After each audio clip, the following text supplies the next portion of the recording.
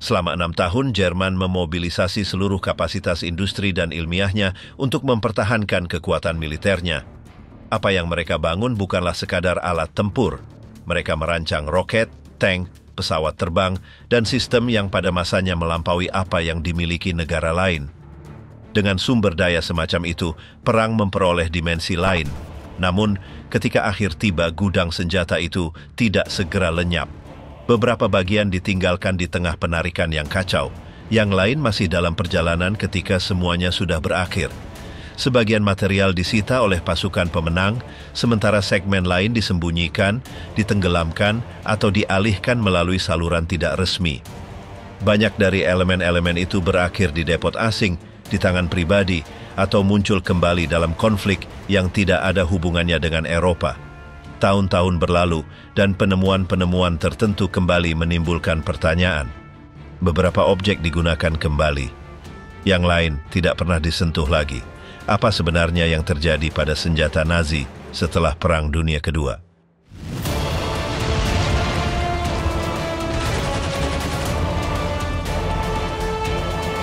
Serangan terakhir, penggunaan ekstrem arsenal Nazi dalam kejatuhan Reich.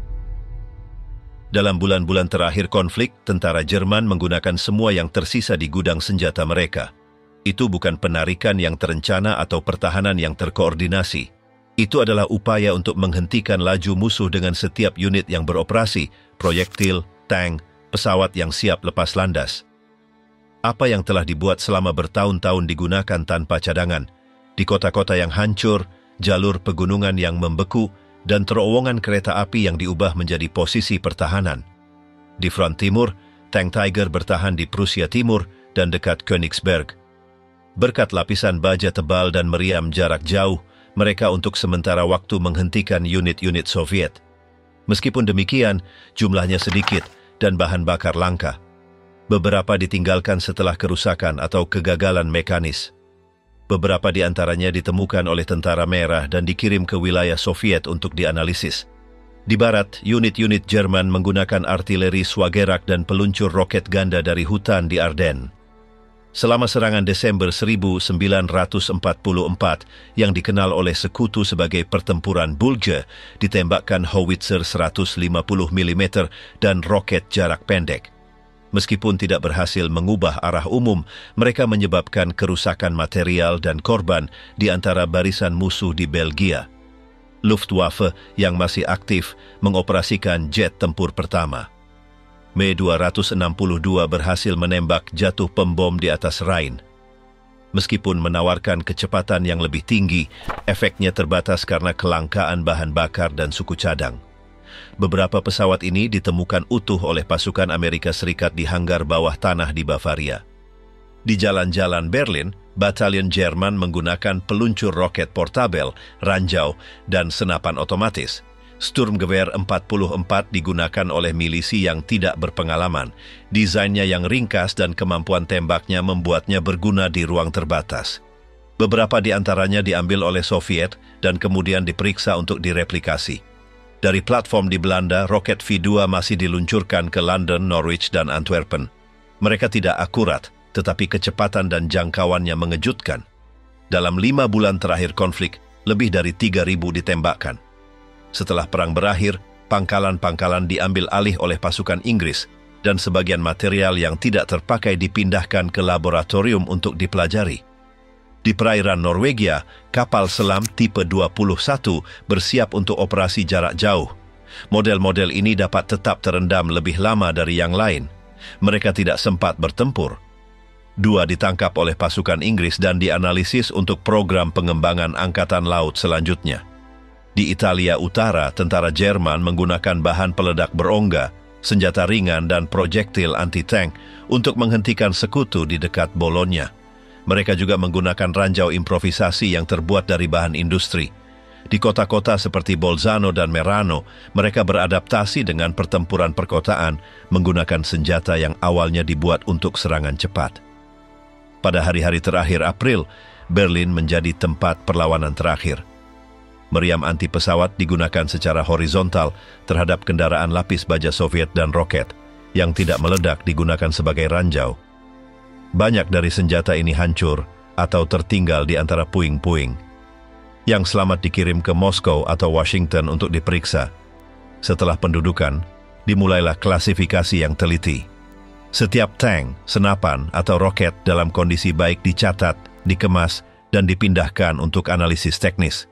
Pengujian dimulai tak lama kemudian di laboratorium dan lapangan uji negara-negara sekutu.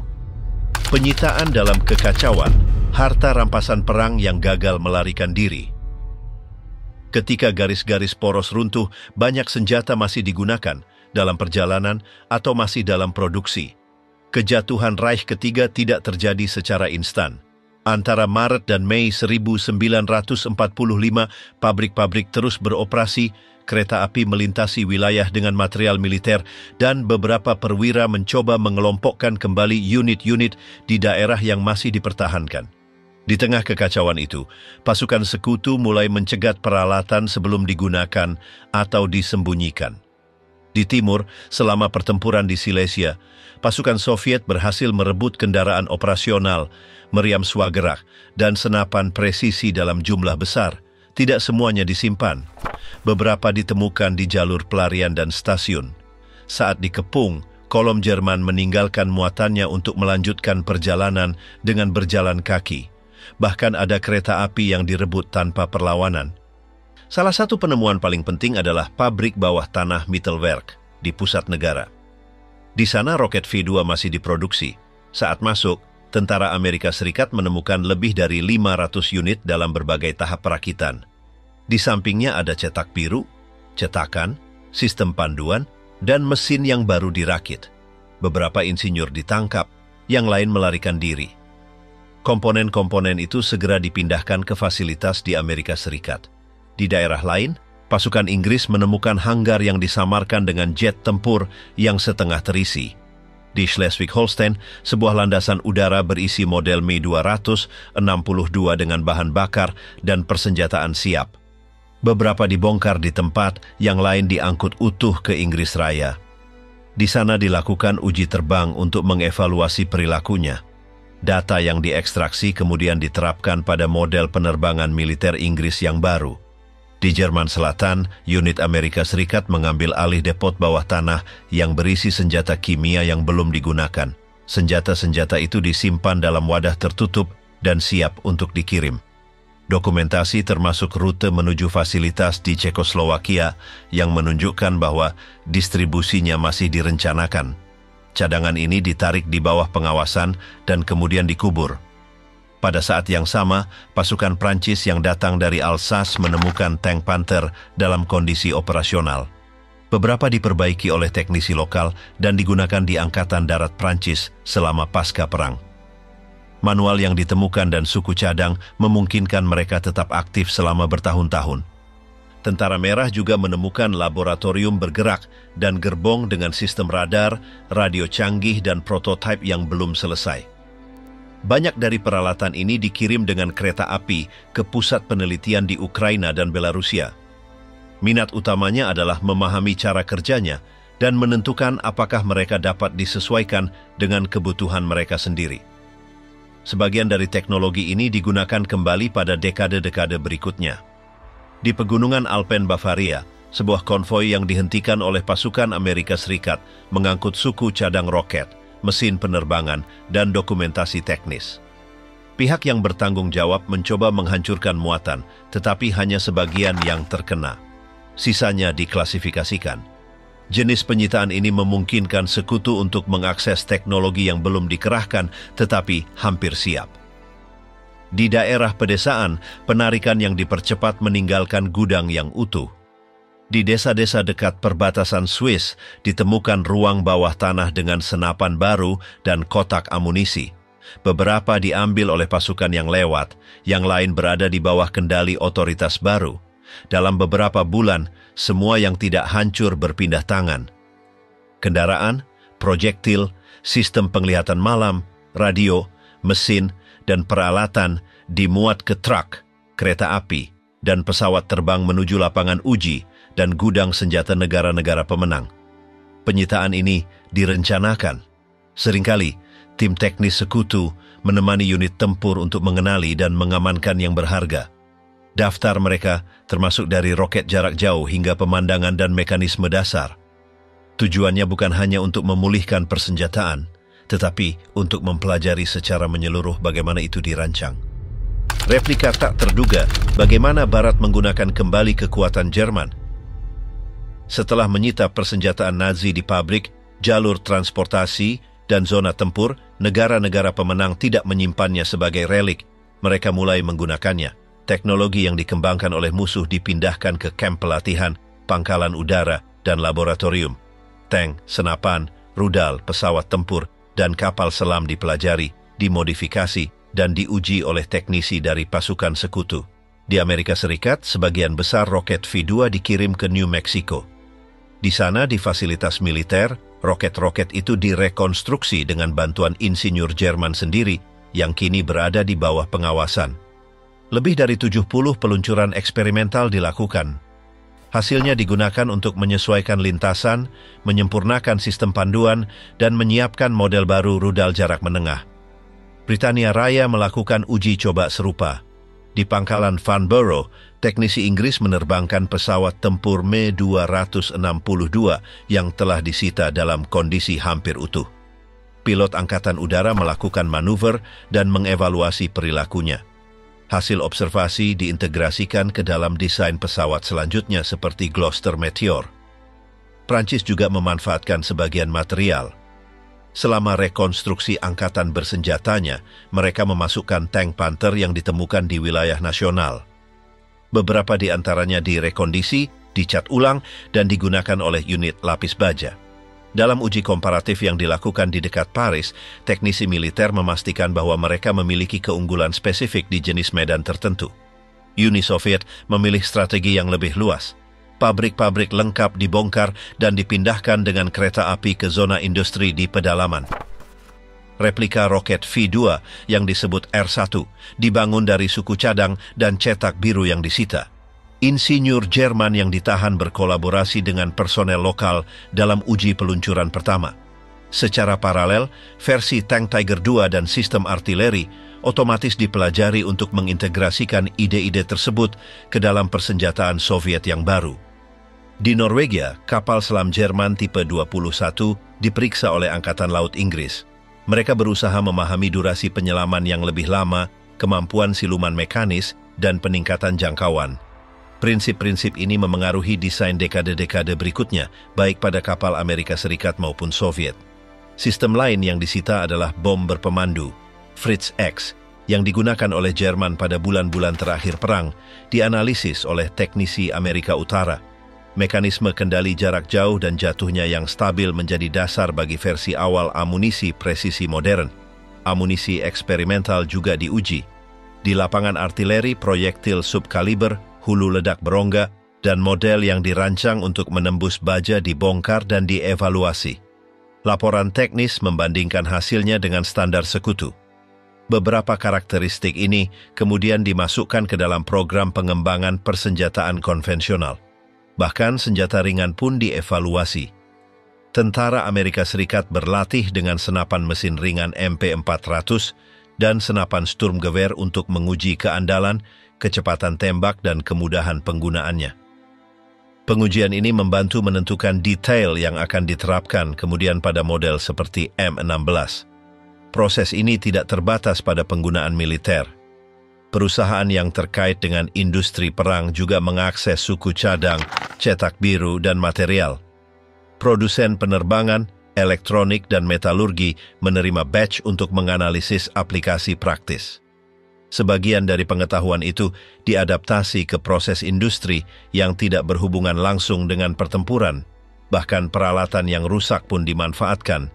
Apa yang tidak dapat digunakan kembali untuk menembak, berfungsi untuk praktik perbaikan, pelatihan teknis, atau uji ketahanan. Materi yang disita diubah menjadi alat pembelajaran tanpa memandang asalnya. Pasar gelap, senjata Nazi dalam perang negara lain. Ketika konflik di Eropa berakhir, ribuan senjata Jerman berada di luar kendali, langsung pasukan pemenang. Beberapa di antaranya diambil sebelum diinventarisasi. Lainnya dijual oleh tentara, pejabat, atau perantara yang memahami nilai senjata tersebut di luar medan perang. Demikianlah dimulainya transfer tidak resmi senapan, meriam, kendaraan, dan sistem lengkap dari gudang-gudang Reich ketiga ke konflik di wilayah lain. Di Timur Tengah, beberapa faksi memasukkan persenjataan Jerman sebelum akhir dekade 1940. Kelompok bersenjata di Palestina, Suriah, dan Mesir menggunakan senapan Mauser, senapan mesin ringan MP400, dan senapan mesin MG42. Beberapa bagian berasal dari gudang yang ditinggalkan di Afrika Utara. Lainnya tiba melalui perantara yang melintasi Mediterania tanpa kontrol bea cukai. Selama Perang Arab-Israel 1948, dilaporkan penggunaan proyektil Jerman, mortir, dan pistol Luger di berbagai lini. Senjata-senjata itu operasional dan, dalam beberapa kasus, dimodifikasi secara lokal. Laporan Inggris mengkonfirmasi bahwa sebagian materi tidak berasal dari gudang mereka sendiri, melainkan sesuai dengan model Jerman yang ditemukan setelah penyerahan diri. Di Amerika Selatan, situasinya mengambil arah lain. Perwira Jerman yang mengungsi di Argentina dan Chili menjalin hubungan dengan struktur militer lokal. Melalui jalur ini, senjata, cetak biru, dan pengetahuan teknis dibagikan. Beberapa unit pelatihan di Argentina memasukkan senapan mesin dan senapan buatan Jerman selama tahun 50-an.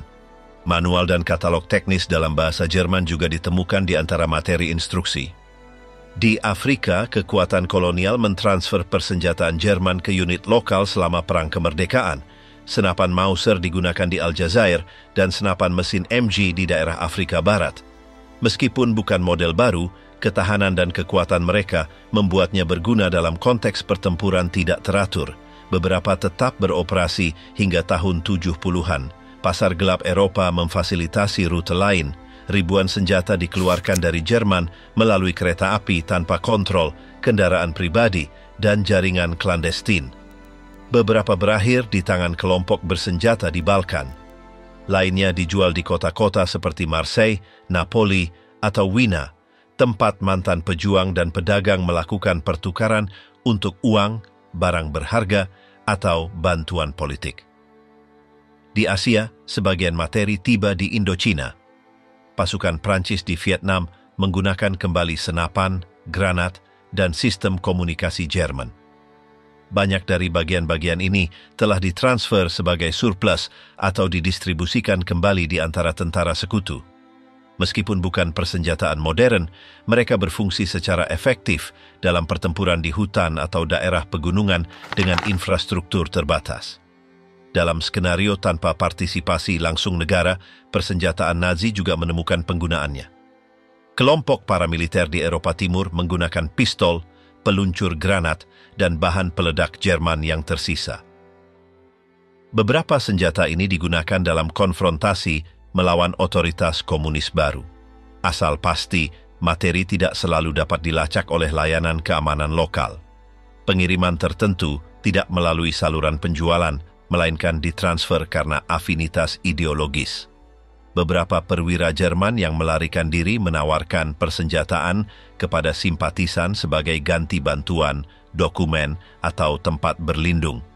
Meskipun tidak ada koordinasi terpusat, jaringan ini memungkinkan sebagian materi berada di luar jangkauan pasukan pendudukan. Seiring waktu, melacak bagian-bagian ini menjadi semakin sulit. Beberapa dimodifikasi atau dicampur dengan gudang senjata nasional. Lainnya disimpan, ditinggalkan, atau dihancurkan dalam pertempuran selanjutnya. Peredaran persenjataan ini di luar catatan resmi sangat luas dan meninggalkan jejak di beberapa konflik regional.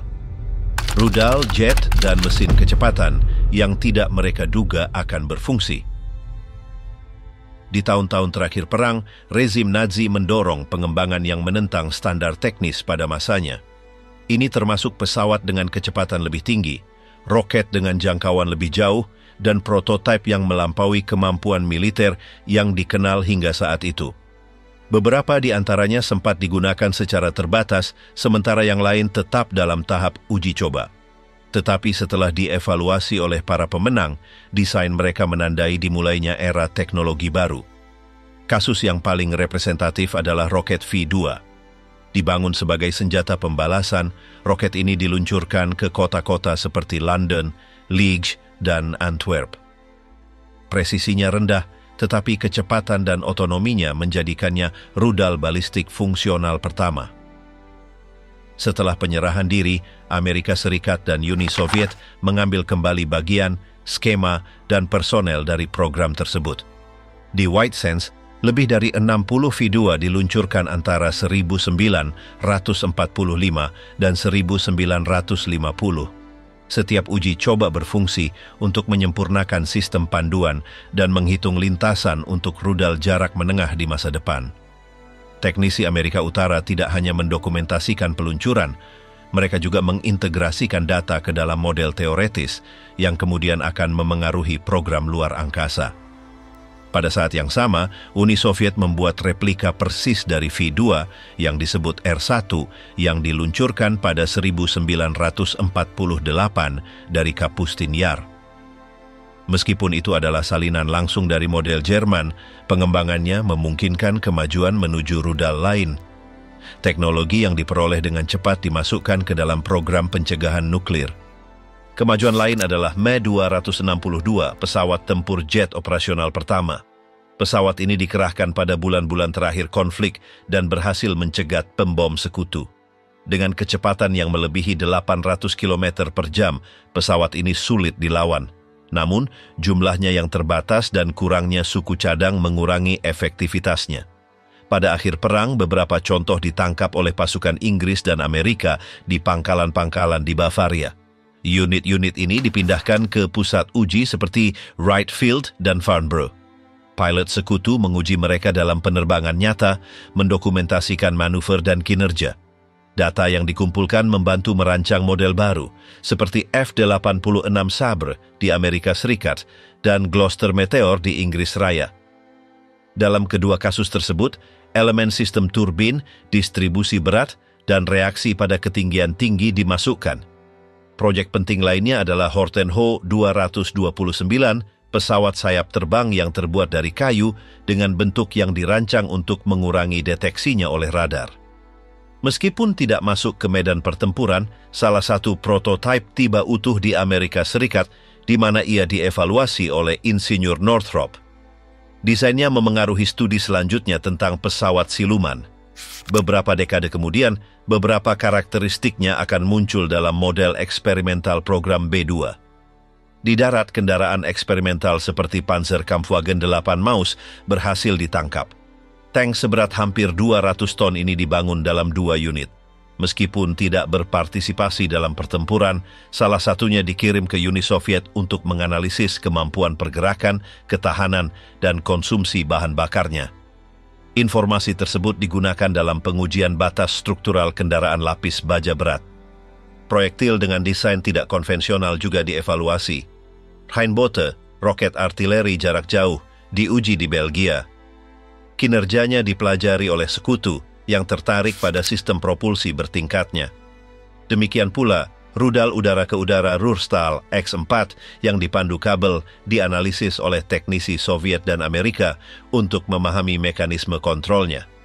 Observasi tersebut memengaruhi pengembangan awal rudal berpemandu sensor inframerah, pencegat vertikal Bacemba 349 yang diterbangkan oleh satu orang adalah contoh lain yang ditinjau.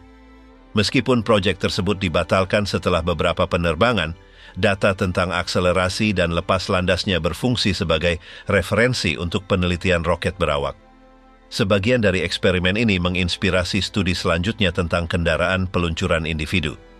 Daftar itu ditambahi model yang kurang dikenal, seperti DFS-346, pesawat luncur supersonik yang dirancang untuk penerbangan ketinggian tinggi. Meskipun prototipe tersebut ditangkap tanpa pernah diuji, cetak birunya digunakan oleh Soviet dalam studi aerodinamika canggih. Laporan tentang Skoda Kauba juga ditemukan, sebuah proyek pesawat eksperimental dengan sayap yang dapat dilepas yang bertujuan untuk menggabungkan kemampuan manuver dan kecepatan. Meskipun pengembangannya tidak terwujud, idenya ditinjau oleh insinyur di Praha dan kemudian diarsipkan oleh teknisi sekutu.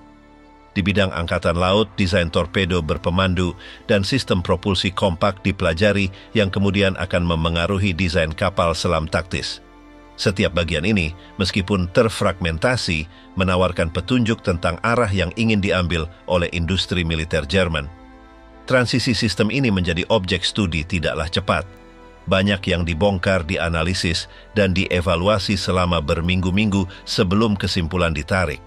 Meski demikian, mereka mengubah cara tentara mendekati penelitian persenjataan. Beberapa teknologi tidak dapat segera diterapkan karena kegagalan dalam kondisi nyata, keterbatasan teknis, atau kurangnya material. Namun mereka menawarkan model yang layak untuk pengembangan selanjutnya. Para peneliti tidak mencari senjata yang sudah efektif, melainkan ide-ide yang dapat menjadi alat yang berguna dalam skenario masa depan. Kimia dalam cadangan, gudang senjata beracun yang tidak pernah berani digunakan. Selama penarikan Jerman dan kemajuan musuh di kota-kota, sebagian dari persenjataan Nazi tidak pernah digunakan. Ini adalah senyawa kimia yang dikembangkan untuk tujuan perang yang, meskipun telah diproduksi dalam jumlah besar, tidak pernah digunakan. Beberapa di antaranya sudah dikenal dari perang-perang sebelumnya, sementara yang lain termasuk dalam kategori baru, dengan efek yang lebih cepat dan mematikan. Keberadaan mereka dikonfirmasi setelah konflik. Di gudang bawah tanah di Silesia dan Thuringia, pasukan sekutu menemukan drum yang diberi label dengan nama-nama seperti tabun, sarin, dan soman. Agen-agen ini telah dikembangkan di laboratorium Jerman pada dekade 1930. Berbeda dengan gas Perang Dunia Pertama, ini tidak hanya menyebabkan iritasi atau kebutaan. Mereka adalah neurotoksin yang mengganggu transmisi saraf, menyebabkan kematian dalam beberapa menit. Kontak minimal sudah cukup untuk mematikan. Produksinya dirahasiakan. Pabrik-pabrik jauh dari pusat kota, beroperasi di bawah pengawasan militer dan dengan personel khusus. Salah satu yang paling relevan terletak di Herrenfurth, dekat Breslavia. Di sana diproduksi beberapa ton per bulan yang disimpan dalam silinder logam dan diangkut dengan kereta api. Pada akhir perang, Inggris menemukan lebih dari 5.000 ton senyawa ini siap untuk didistribusikan. Meskipun memiliki kapasitas untuk menggunakannya, senjata-senjata ini tidak dikerahkan di garis depan. Komando Jerman menghindari penggunaannya, kemungkinan karena takut akan pembalasan, karena sekutu juga memiliki gudang senjata kimia dan telah memperingatkan bahwa mereka akan segera menanggapi. Hambatan lain adalah logistik. Penggunaannya membutuhkan kondisi yang terkontrol dan personel yang terlatih, sesuatu yang sulit dijamin pada bulan-bulan terakhir konflik. Beberapa dokumen menunjukkan bahwa ada perintah untuk menggunakannya jika Berlin jatuh, tetapi tidak pernah dilaksanakan. Alih-alih mengaktifkannya, mereka disembunyikan di bunker, terowongan, dan gerbong. Keberadaan mereka baru dikonfirmasi ketika pasukan pendudukan mulai memeriksa fasilitas tersebut. Dalam banyak kasus, teknisi sekutu tidak mengetahui isinya sampai senyawa tersebut diidentifikasi melalui dokumen teknis yang ditinggalkan. Uni Soviet menemukan gudang senjata serupa di wilayah timur Jerman dan Polandia. Sebagian dari bahan-bahan tersebut dikirim ke laboratorium militer untuk dianalisis. Dari sana, protokol pertahanan kimia ditingkatkan dan penawar aksi cepat dirancang. Negara-negara barat mengikuti jalur serupa. Amerika Serikat misalnya menyimpan beberapa agen ini di fasilitas yang aman dan menganalisis perilakunya dalam kondisi yang berbeda. Dalam situasi tertentu, wadah dianggap terlalu berbahaya untuk ditangani. Oleh karena itu, diputuskan untuk menenggelamkannya. Kapal-kapal yang tidak beroperasi dimuat dengan senjata kimia dan dibawa ke perairan dalam Laut Utara dan Laut Baltik, di mana mereka ditenggelamkan secara terkontrol. Operasi-operasi ini yang dicatat oleh pemerintah yang terlibat tidak diungkapkan secara publik pada saat itu. Studi selanjutnya menunjukkan bahwa agen-agen tersebut adalah yang paling kuat yang pernah dikembangkan hingga saat itu. Penggunaannya dalam pertempuran akan menimbulkan konsekuensi yang sulit dikendalikan, baik bagi musuh maupun bagi penduduk sipil. Oleh karena itu, pengetahuan yang diperoleh lebih banyak diterapkan pada persiapan pertahanan daripada dimasukkan ke dalam gudang senjata aktif. Selain agen neurotoksik, ditemukan juga senyawa yang dirancang untuk mencemari air, merusak bahan bakar, atau memengaruhi tanaman. Meskipun tidak mematikan secara langsung, mereka akan menyebabkan masalah logistik dan sanitasi skala besar. Sebagian besar masih dalam fase eksperimen, tetapi menunjukkan niat untuk memperluas penggunaan kimia di luar pertempuran langsung. Laboratorium yang bertanggung jawab atas senjata-senjata ini dibongkar. Sebagian personel diinterogasi dan beberapa kemudian berkolaborasi dalam program penelitian rahasia di Amerika Serikat, Inggris Raya, dan Uni Soviet. Dokumentasi yang diselamatkan digunakan untuk menetapkan aturan tentang bahan berbahaya dan berfungsi sebagai dasar untuk perjanjian non-proliferasi. Gudang hantu, beban Nazi yang terkubur di bawah Eropa. Seiring dengan mundurnya pasukan Jerman dan majunya musuh ke kota-kota, sebagian persenjataan Nazi tidak pernah dikerahkan. Ini bukan tindakan improvisasi. Perintah telah dikeluarkan untuk memindahkan material militer ke terowongan, tambang, gudang bawah tanah, dan daerah berhutan yang jauh dari garis depan. Tujuannya adalah untuk mencegah sistem yang masih dalam uji coba atau dalam cadangan agar tidak direbut. Sebagian dari mereka ditemukan dalam beberapa bulan berikutnya. Bagian lain masih belum terlacak. Di Jonastal, Thuringia, ditemukan jaringan terowongan yang tidak lengkap. Di dalamnya ada gerbong dengan mesin roket, kotak berisi komponen listrik, dan struktur yang diperkuat siap untuk menyimpan material sensitif. Tidak ada militer yang hadir, hanya ada jejak personel sipil yang meninggalkan lokasi sebelum kedatangan Soviet. Peta yang ditemukan menunjukkan bahwa itu adalah fasilitas yang disiapkan untuk beroperasi di bawah tanah untuk waktu yang lama. Di pegunungan Bavaria dan Austria, patroli sekutu menemukan pintu masuk yang disamarkan di lereng gunung. Banyak di antaranya adalah tambang yang diadaptasi untuk menyimpan senjata. Ditemukan senapan yang dikemas, suku cadang kendaraan lapis baja, dan proyektil yang tersusun rapi di kompartemen. Beberapa galeri sengaja dibanjiri, yang lain disegel dengan beton. Laporan menunjukkan bahwa itu adalah struktur yang dirancang untuk menyimpan material dalam kondisi stabil selama bertahun-tahun. Dekat perbatasan antara Polandia dan Cekoslowakia, Soviet menemukan kereta api yang tidak bergerak di terowongan kereta api yang tertutup.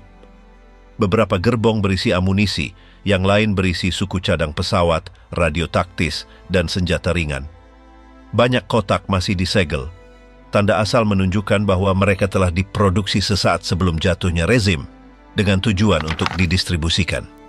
Juga ditemukan gudang senjata tersembunyi di ruang bawah tanah gedung-gedung resmi, biara, dan peternakan.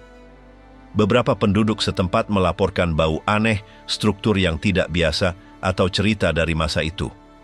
Di Berlin, di bawah kantor-kantor publik, ditemukan lorong-lorong dengan kotak bernomor. Di dalamnya ada pistol, seragam, dan dokumen teknis yang dikemas dengan rapi, seolah-olah menunggu untuk diambil kembali di kemudian hari. Sebagian material tidak dikubur, melainkan ditenggelamkan. Di Laut Utara dan Laut Baltik, kapal-kapal dimuati dengan proyektil, ranjau, dan zat berbahaya yang kemudian ditenggelamkan di daerah yang dalam. Operasi ini dilakukan baik oleh Jerman yang mundur maupun oleh pasukan pendudukan. Dalam beberapa kasus, kapal-kapal ditenggelamkan dalam keadaan utuh. Di lain kasus, muatan diaktifkan setelah penurunan mereka untuk mencegah upaya penyelamatan. Studi kelautan yang dilakukan beberapa dekade kemudian menemukan beberapa lokasi ini. Struktur yang tenggelam terdeteksi berkat anomali magnetik atau laporan nelayan. Inspeksi membuktikan bahwa mereka masih menyimpan sisa-sisa perang dalam berbagai tingkat kerusakan. Demi keamanan, tidak ada ekstraksi yang dilakukan. Risiko melebihi potensi pemulihan apapun.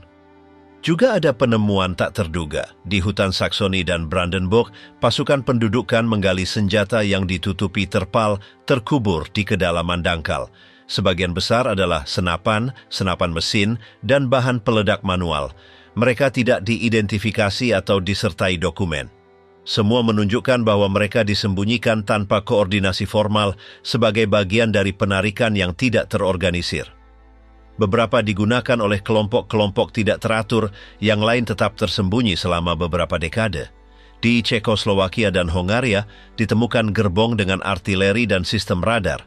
Sebagian besar berada di bengkel yang ditutup atau jalur yang tidak digunakan. Beberapa elemen telah disabotase, yang lain dalam kondisi yang dapat diterima dan digunakan dalam uji teknis atau dibongkar untuk evaluasi. Tidak semua lokasi diidentifikasi. Arsip yang diterbitkan bertahun-tahun kemudian menyebutkan terowongan kereta api, dan lokasi penyimpanan yang keberadaannya belum diverifikasi.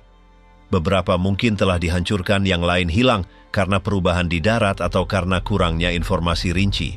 Teknologi tersembunyi, proyek canggih yang hilang dalam waktu. Di tahun-tahun terakhir rezim, kelompok insinyur Jerman mengerjakan sistem tempur yang belum siap digunakan, tetapi melampaui apa yang diketahui oleh kekuatan lain. Beberapa pengembangan ini tidak melampaui tahap desain, yang lain berhasil dibangun sebagian. Ketika pasukan sekutu memasuki wilayah Jerman, mereka menemukan dokumen, sketsa, dan bagian-bagian yang tidak menyerupai senjata yang sudah digunakan. Ide-ide ini, meskipun tidak digunakan dalam pertempuran, dipindahkan ke luar negeri dan dipelajari selama bertahun-tahun. Salah satu program yang paling sering disebut oleh pasukan pendudukan adalah Die Glocke. Meskipun tidak ada perangkat lengkap yang ditemukan, dokumen dan kesaksian yang dikumpulkan di daerah Silesia dan Sudetenland menggambarkan benda silindris yang berisi merkuri dan dikelilingi oleh bahan-bahan dengan sifat elektromagnetik. Laporan berbicara tentang perilaku aneh selama penggunaannya, seperti gangguan listrik atau reaksi fisik yang tidak biasa. Tidak ada kepastian tentang fungsinya, tetapi dokumen-dokumen itu dikirim ke pusat analisis di Amerika Serikat. Sebagian personel yang terkait diinterogasi selama berbulan-bulan. Penemuan relevan lainnya adalah pesawat Horten Ho 229. Bentuknya yang segitiga, tanpa sirip vertikal, mengurangi visibilitasnya terhadap radar, meskipun itu bukan tujuan awalnya. Beberapa model uji dibangun, salah satunya ditemukan oleh Amerika dan dipindahkan ke laboratorium khusus. Desainnya ditinjau oleh perusahaan sektor aeronautika dan berfungsi sebagai inspirasi untuk pengembangan selanjutnya. Bertahun-tahun kemudian, garis-garisnya akan diambil kembali dalam proyek-proyek pesawat dengan deteksi rendah. Di bidang propulsi, teknisi Jerman telah menjelajahi penggunaan bahan bakar campuran dan mesin dengan daya dorong yang dapat diatur. Beberapa desain berorientasi pada rudal darat-udara dengan kemampuan respons cepat. Model Wasserfall yang berasal dari V2 dilengkapi dengan kendali jarak jauh dan dapat meledak di dekat target. Meskipun tidak diproduksi dalam jumlah besar, prinsip-prinsipnya dianalisis oleh para ahli Inggris dan Soviet. Konsep-konsep ini akan digunakan kembali dalam generasi rudal berikutnya. Juga ditemukan cetak biru proyektil yang menggunakan energi listrik untuk peluncurannya. Tidak ada prototipe yang berfungsi, tetapi skema tersebut merinci meriam rel yang mampu menembak tanpa bahan peledak melalui medan magnet. Dokumen-dokumen itu diarsipkan dan dibagikan kepada fisikawan tingkat tinggi. Pada saat itu mereka dianggap tidak praktis, meskipun di dekade-dekade berikutnya beberapa negara mengambil kembali ide-ide itu dengan bahan yang lebih canggih. Arsip lain menggambarkan perangkat optik jarak jauh, pemancar gelombang mikro, dan alat yang dirancang untuk mengganggu komunikasi musuh. Meskipun itu adalah pengembangan awal, mereka menunjukkan niat yang jelas untuk memengaruhi sistem elektronik lawan. Beberapa konsep tersebut menyerupai teknologi yang bertahun-tahun kemudian akan dikenal sebagai penghambat sinyal, penanggulangan elektronik atau radar pasif. Di Pegunungan Harz, pasukan Amerika menemukan fragmen dari sebuah proyek yang menggabungkan mesin pendorong vertikal dengan kapsul tertutup. Meskipun dokumentasi lengkap tidak ditemukan, para teknisi menduga bahwa ini adalah upaya untuk menciptakan kendaraan peluncuran ketinggian tinggi. Bahan-bahan yang digunakan ringan dan tahan panas, menarik perhatian para spesialis yang sudah mengerjakan program rudal strategis. Di Praha ditemukan catatan pengujian dengan energi termal terkonsentrasi. Dokumen-dokumen tersebut berbicara tentang perangkat yang mampu memfokuskan panas pada satu titik menggunakan lensa dan generator yang kuat.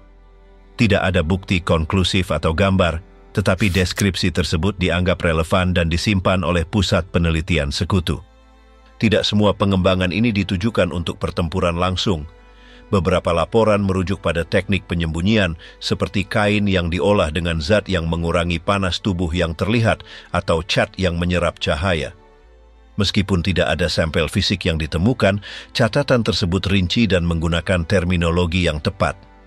Dokumen-dokumen ini diserahkan kepada kelompok yang didedikasikan untuk studi sistem inframerah. Juga terdeteksi upaya yang berpusat pada mobilitas individu. Di hanggar tertentu ditemukan setelan yang dilengkapi dengan pendorong kecil, dirancang untuk digunakan oleh tentara dalam penurunan dari ketinggian tinggi. Catatan menunjukkan bahwa pengujian masih dalam tahap awal, namun kemungkinan memberikan kemampuan terbang independen kepada seorang pejuang dipertimbangkan oleh Departemen Militer beberapa kekuatan. Bahan-bahan ini tidak dihancurkan, meskipun banyak yang tidak lengkap, semuanya dianggap berharga. Dokumen, suku cadang, dan sampel didistribusikan di antara lembaga negara, universitas teknis, dan perusahaan yang terkait dengan proyek pertahanan. Mereka diatur berdasarkan tingkat pengembangannya, kemungkinan aplikasi praktis, dan hubungannya dengan program lain yang sudah ada. Beberapa tetap disimpan tanpa penggunaan langsung. Yang lain menjadi dasar penelitian di masa depan.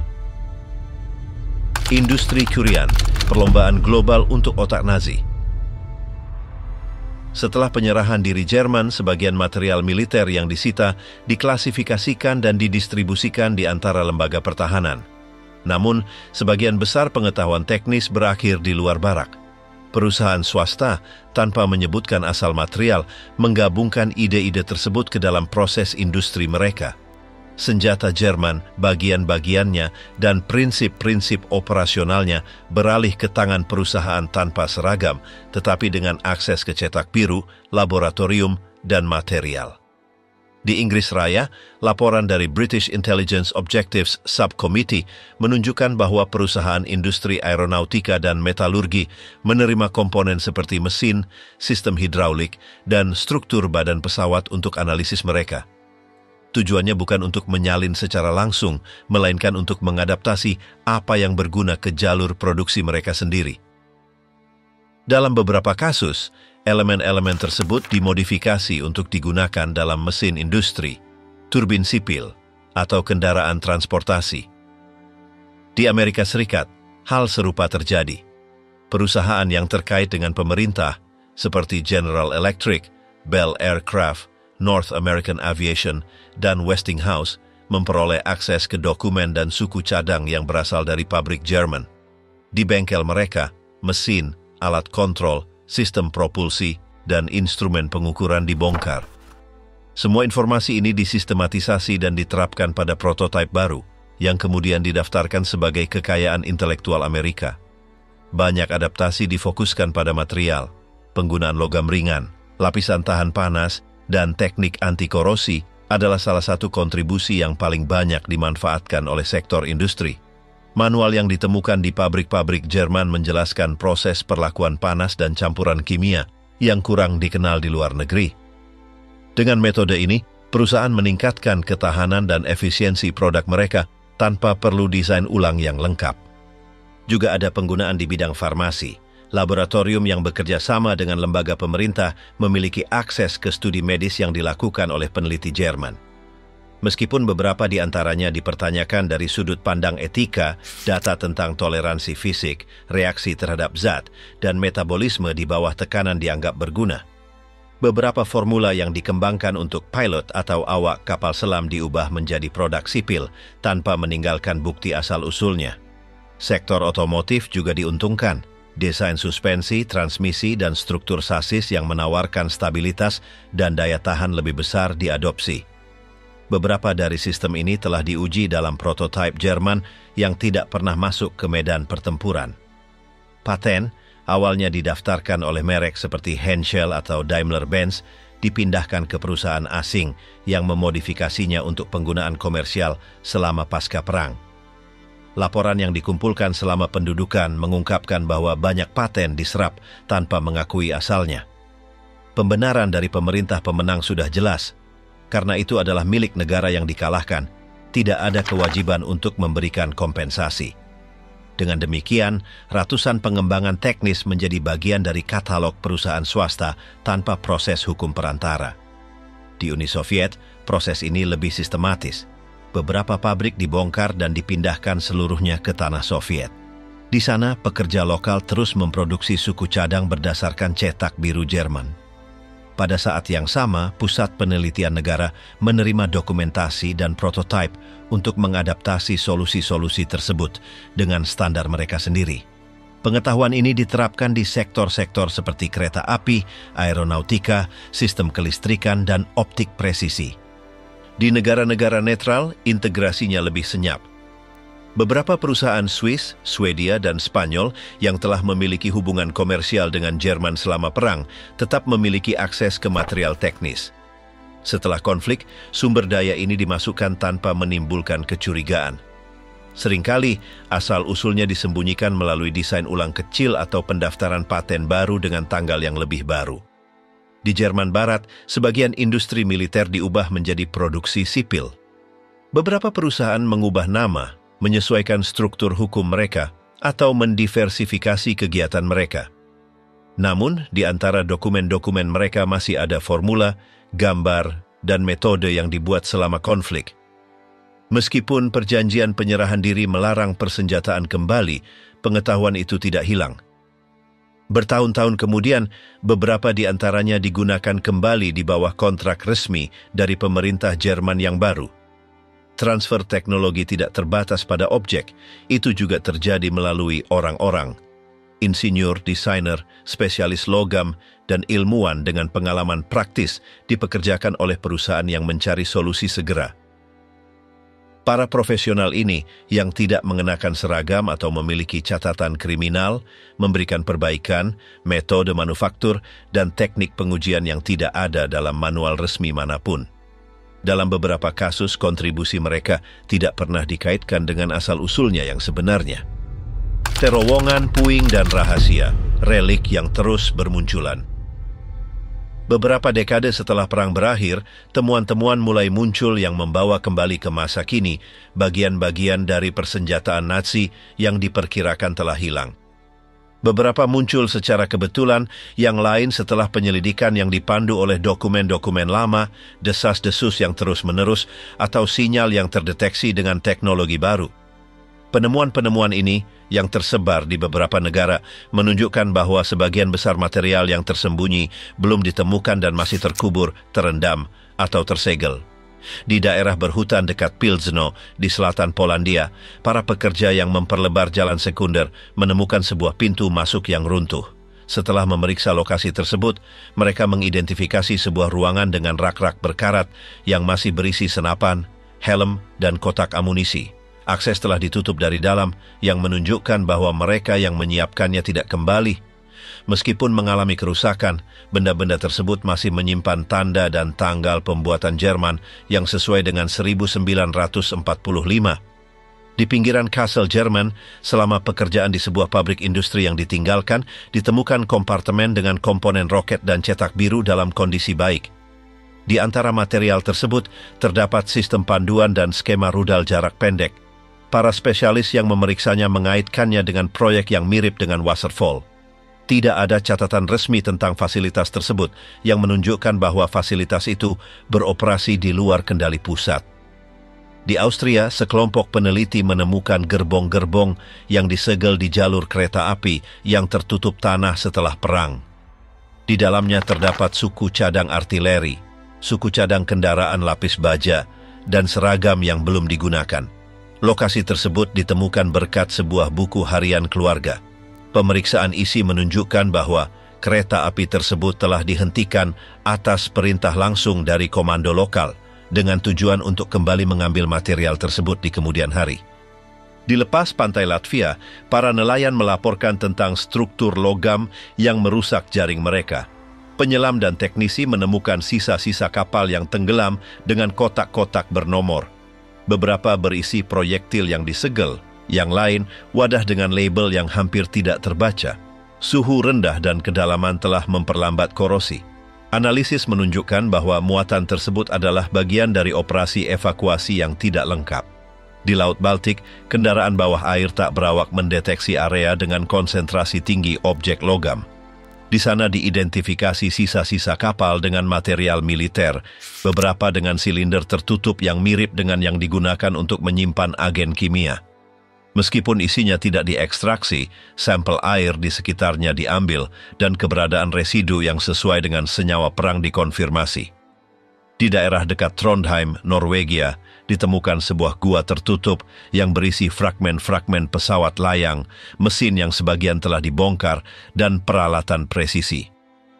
Lokasi tersebut tidak tercantum dalam dokumen militer yang diketahui. Lokasinya yang terpencil dan akses yang sulit menjelaskan mengapa lokasi tersebut tidak ditemukan selama tugas inspeksi awal. Sebagian dari isinya dikirim ke museum lokal, sementara sisanya tetap berada di tangan teknisi untuk analisis lebih lanjut. Di Ceko, arkeolog yang melakukan penggalian di dekat bekas tempat pelatihan menemukan sisa-sisa struktur bawah tanah. Di dalamnya terdapat peralatan radio, generator, dan amunisi yang belum digunakan. Pemeriksaan menunjukkan bahwa fasilitas tersebut dibangun pada bulan-bulan terakhir perang. Pintu masuknya tertutup vegetasi dan batu yang menghalangi identifikasi sebelumnya.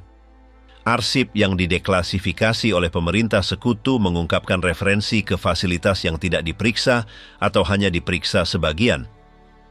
Beberapa dokumen berbicara tentang terowongan di daerah pedesaan Jerman dan Austria yang tidak pernah dijelajahi karena kurangnya sarana. Juga disebutkan kereta api yang dialihkan yang tujuan akhirnya tidak tercatat. Informasi ini memicu ekspedisi pribadi dan program televisi yang mencoba mengikuti rute pengiriman tersebut. Pengembangan alat-alat seperti pemindai geologi, citra satelit, dan perbandingan peta sejarah memungkinkan penemuan struktur terkubur di tempat-tempat yang sebelumnya tidak dapat diakses. Dalam beberapa kasus, radar penembus tanah mendeteksi ruang di bawah bangunan yang dibangun di dekade-dekade berikutnya. Beberapa dibuka dengan izin, yang lain masih menunggu penggalian. Dalam koleksi pribadi dan lelang internasional, mulai beredar barang-barang yang tidak memiliki dokumentasi yang jelas. Meriam yang dibongkar, fragmen pesawat, dan peralatan elektronik dijual dengan sertifikat keaslian. Beberapa objek berakhir di museum, yang lain di tangan individu. Peredaran ini, yang diizinkan di negara-negara tertentu, menimbulkan pertanyaan tentang asal-usulnya dan bagaimana mereka keluar dari inventaris resmi. Penemuan tidak terbatas pada Eropa. Di wilayah Amerika Selatan, Afrika Utara, dan Timur Tengah, senjata Jerman masih muncul di gudang senjata yang terlupakan, properti pribadi, atau gudang yang tidak terdaftar. Meskipun modelnya sudah tua, keberadaannya menegaskan bahwa persenjataan Nazi tersebar lebih luas dari perkiraan awal. Penemuan terus berlanjut. Masing-masing menambahkan sepotong ke peta yang tidak lengkap dari material yang dikembangkan dan disembunyikan di bulan-bulan terakhir konflik. Banyak dari elemen-elemen itu tidak digunakan, dijual, atau dihancurkan. Mereka hanya disimpan, menunggu. Tidak semua yang dibangun Reich ketiga dihancurkan saat keruntuhannya. Sebagian tersebar, sebagian terkubur, dan beberapa tidak meninggalkan jejak. Senjata paling canggih menjadi bagian dari program rahasia yang paling umum dijual, digunakan, atau hanya menghilang. Beberapa laboratorium berpindah negara tanpa mengubah tujuannya. Di beberapa daerah, material yang tidak pernah diharapkan untuk dilihat terus ditemukan. Terkadang di dasar laut, terkadang di balik dinding yang terlupakan. Banyak dari sisa-sisa itu dimanfaatkan tanpa menyebutkan asalnya. Yang lain dipelajari, disalin, dan diarsipkan. Ada bagian-bagian yang kembali berfungsi di bawah bendera lain, yang lain tetap disimpan sebagai tindakan pencegahan atau karena terlupakan. Meskipun tahun-tahun telah berlalu, peredaran gudang senjata itu belum sepenuhnya berhenti. Di daerah Laut Utara dan Laut Baltik, lebih dari 40 kapal dengan muatan yang mencakup ranjau, projektil, dan senjata kimia ditenggelamkan. Di beberapa pantai, sisa-sisa itu masih ada, tanpa pernah dibuka atau diperiksa. Di gudang bawah tanah Silesia, ditemukan lebih dari 5.000 ton agen seperti tabun dan sarin, siap untuk diangkut. Di White Sands, Amerika Serikat meluncurkan lebih dari 60 rudal V2 antara 1945 dan 1950. Secara paralel, Uni Soviet meniru model tersebut dengan nama R-1 dan mengujinya di Kapustin Yar. Dalam kedua kasus, ini bukan uji coba terisolasi, melainkan dasar pertama dari sistem rudal baru. Bahkan beberapa dekade kemudian, roket, tank, dan dokumen ditemukan di terowongan yang diblokir, gua yang disegel, atau jalur yang ditinggalkan. Apa yang dimulai sebagai rampasan atau peninggalan menjadi bagian dari persenjataan modern. apa yang belum ditemukan terus menimbulkan pertanyaan yang sama seperti di awal. Apakah kita benar-benar tahu di mana semua senjata yang ditinggalkan Nazisme